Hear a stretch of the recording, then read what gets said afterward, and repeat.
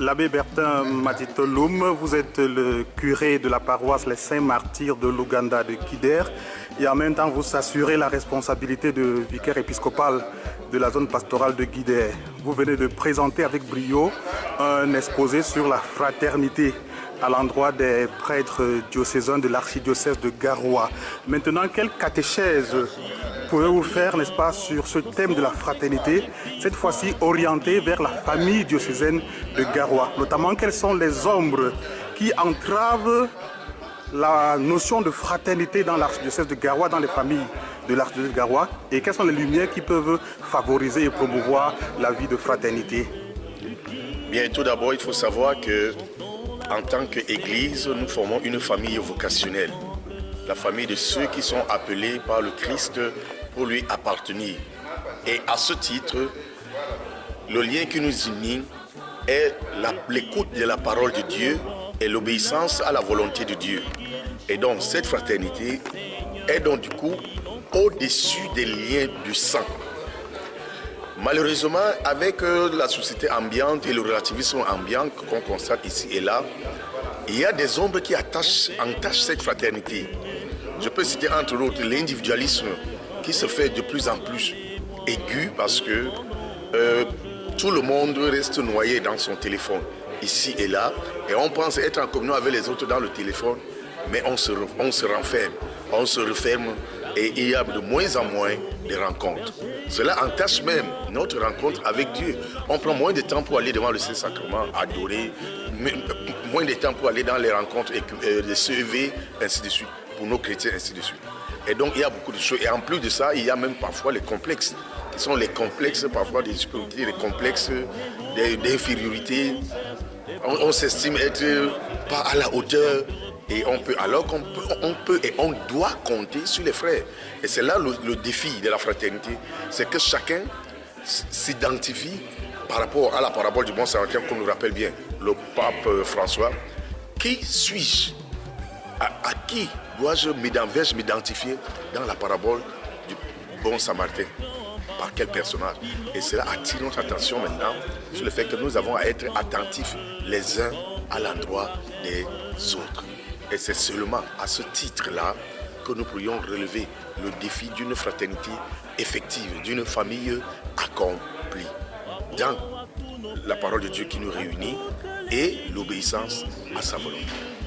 Merci mon père. Il faut dire que votre exposé a pratiquement ouvert la rencontre annuelle des prêtres diocésains de l'archidiocèse de Garoua. Quels sont vos sentiments à l'issue de cette conférence, mais aussi par rapport à cette première journée de la rencontre des prêtres diocésains de l'archidiocèse de Garoua? D'abord, il faut se réjouir du fait que notre famille sacerdotale diocésaine de Garoua est une famille déjà en marche. Une famille qui a une très belle expérience de vie commune, de partage commun et de solidarité. Mais comme toute œuvre humaine n'étant pas parfaite, alors il y a encore quelques ombres qu'il faut dépasser. Il faut toujours faire un pas de plus pour grandir dans cette fraternité, pour parvenir à ce que le Christ veut pour nous, que nous soyons tous un dans le cœur, dans la manière d'agir, de faire même. Et c'est là que l'unité pourra être bien accomplie et faire un cheminant pour être un exemple pour d'autres. Mais déjà, il faut se réjouir, mais nous avons encore un plus à apporter pour cette famille diocésaine sacerdotale. Nous ne pouvons pas clore cet entretien sans rappeler à ceux qui nous écoutent que nous sommes là dans l'église paroissiale de Tchonti, la paroisse de Tchonti Golombé, et rappeler aussi que nous sommes toujours au niveau diocésain dans le cadre de ce qu'on a appelé l'année, n'est-ce pas, de la promotion de la catéchèse. On ne peut pas ne pas parler de la catéchèse. Quel lien on peut faire entre cette notion de fraternité, ce débat que nous faisons au cœur de cette année, avec la promotion de la catéchèse dans nos paroisses et dans notre diocèse? Déjà, la parole de Dieu nous rappelle que mon peuple périt faute de connaissance. Beaucoup de prêtres se plaignent que les fidèles ne font pas ceci, ne font pas cela, ceci ou cela. Mais est-ce que, à qui la faute? Comment établir les responsabilités? Et je crois que notre archevêque a vu juste qu'il faut d'abord donner l'enseignement solide. Quand on a donné l'enseignement solide, alors on peut avoir le retour de cet enseignement si cet enseignement est reçu. Et Paul est clair, il faut donner l'enseignement solide. Et notre archevêque donc vit juste pour que nous passions toute une année à enseigner notre peuple, à enseigner, à lui donner cette nourriture solide pour qu'elle prenne conscience de sa responsabilité, de son devoir envers l'Église comme chrétien d'abord, et son devoir envers l'Église comme fils de Dieu. Et que la bonne marche de l'Église dépend d'une vie accomplie de chaque fidèle qui assume et assure sa charge et son devoir de prière et aussi des besoins matériels envers l'Église pour que cette Église qui est en marche continue de vivre, continue de croître, de cheminer vers Dieu.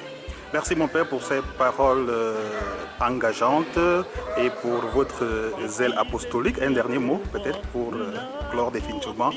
Bon, le seul mot c'est pour dire que nous convergeons tous vers l'amour et vers l'unité parfaite. Et le lien doit être justement un engagement effectif de chacun, de la part et des prêtres et de la part des fidèles. Chacun à son niveau doit se sentir membre entier d'une famille et que son rôle, personne ne peut le jouer en dehors de lui-même et que sa contribution apporte beaucoup à la famille. Merci mon père et bonne rencontre. Merci.